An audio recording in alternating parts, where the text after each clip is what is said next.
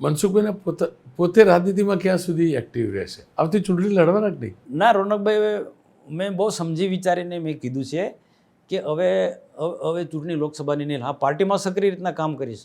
અચાનક જ મારે બેસવાનું થાય ને તે વખતે કોઈ યોગ્ય વ્યક્તિ મારી જગ્યાએ ના મળે તો મને પણ પસ્તાવાનો કોઈ એવો આવી જાય તો મને પણ પસ્તાવાનો, બીજા ઘણા બધા કાર્યકર્તાને પસ્તાવાનો હોય. એના કરતાં મારી હયાતીમાં હું એવો માણસ તૈયાર કરીશ કે આખી લોકસભાને સંભાળી શકે. અને બીજું ખાસ કે પારદર્શક વહીવટમાં માનનારો વ્યક્તિ આવવો જોઈએ. એનો મતલબ તમે મન બનાવી લીધેલું 2000 બનાવી લીધું? નહીં, 2029 ના, ચૂંટણી નહીં લડવાનું, નહીં લડવું.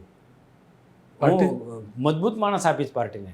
પાર્ટીને જાણ કરી દીધી કે 29 નહીં લડ્યું? એટલે આમ જનરલી આ રીતના મેં કહ્યું છે. ઘણા લોકોને મેં કીધું હવે નહીં લડું. બધા લોકો ના પણ પાડે છે કે નહીં, આપણે બહુ મુશ્કેલ પડે શોધવાનો. પણ મેં કીધું પછી બી તે પ્રશ્ન આવવાનો જ છે ને.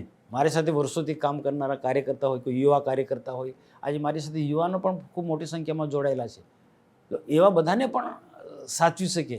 પાર્ટી એમ કીધું 2029માં કે ભાઈ આ પાડું ફેક્ટર છે, કોંગ્રેસ વડે મનસુખભાઈ લડી જ લો, આ વખત તો લડી લો. તો ના, હું સમજાવીશ પાર્ટીને.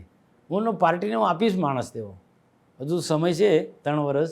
3 વર્ષ સુધીમાં મારા કરતાં ચડિયાતો માણસ પાર્ટીને મળશે.